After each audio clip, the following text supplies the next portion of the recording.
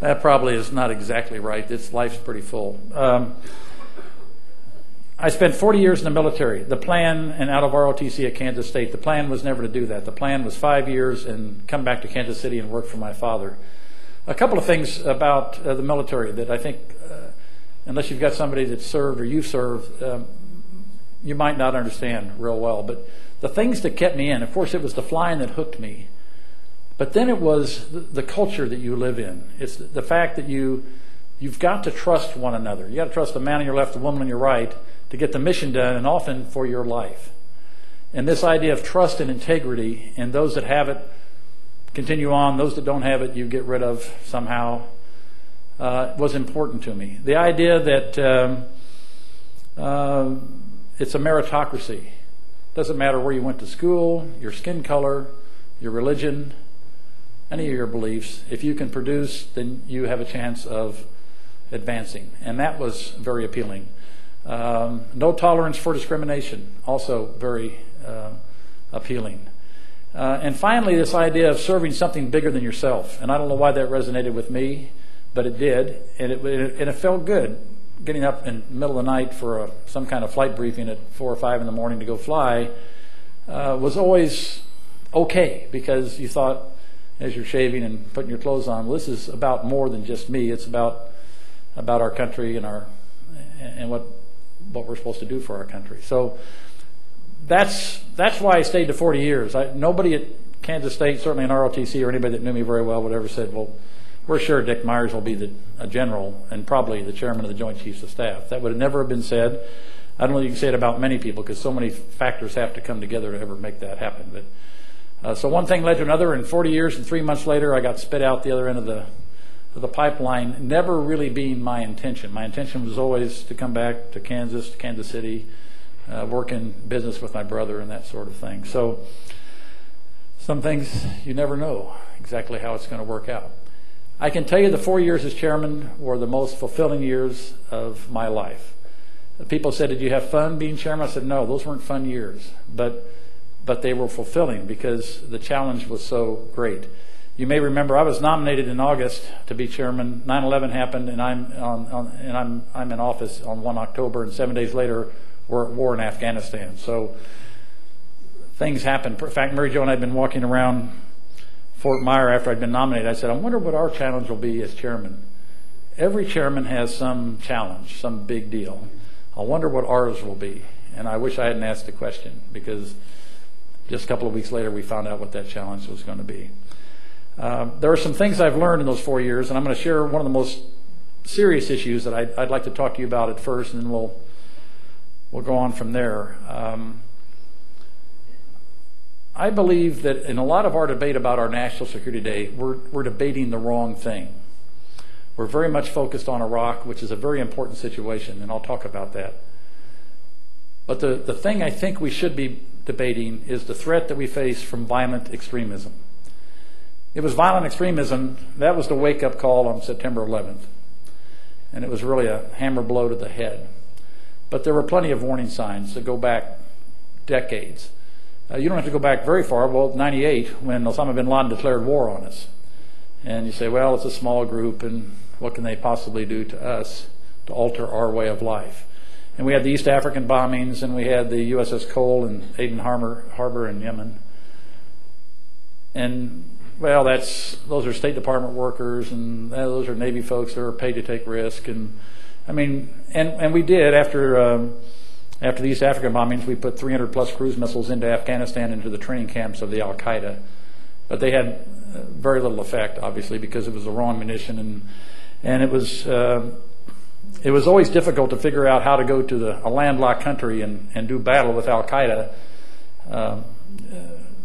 until 9/11, and then the sense of urgency became a little greater.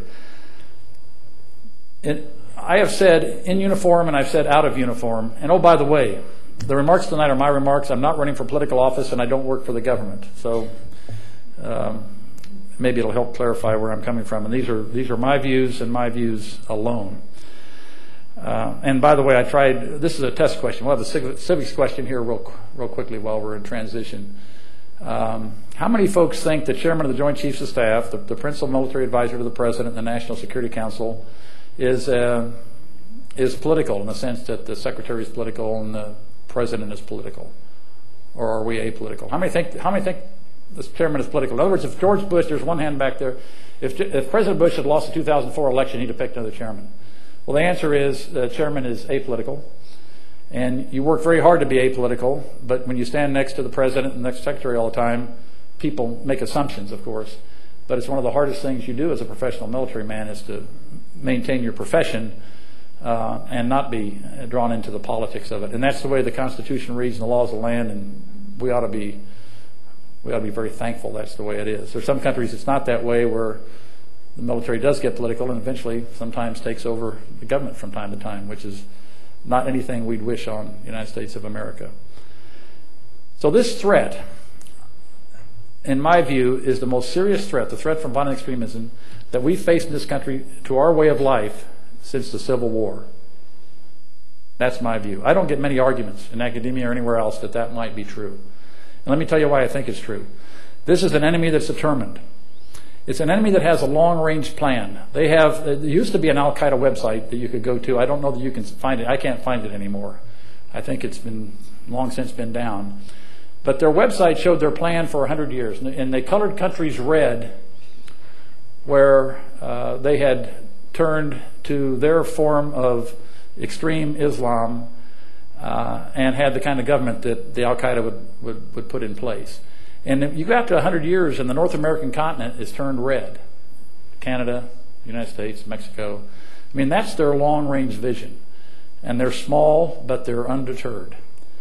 And if you combine that vision of what they think, their patience and their vision, and you combine it with things like a total ruthlessness and a disregard for human life, and the nexus between that and biological weapons or, God forbid, nuclear weapon or radiological device, this is a very real threat that can have a big impact on us. How do they work? Why are they what's such a big threat?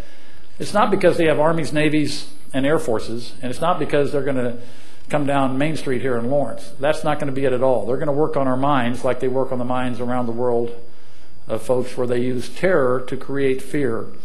In 1941, President Roosevelt talked about 4 freedoms, and one of those freedoms was a freedom from fear, because he understood what fear, how it could grip our minds.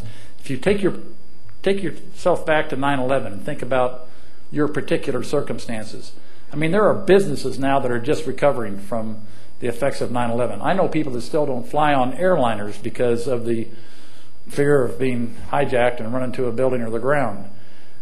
I mean, it had a traumatic effect on a lot of our countrymen and people around the world. That's how they want to work. They want to work through fear. We see it in Iraq every day as, you know, they blow up hospitals and schools and these sorts of things.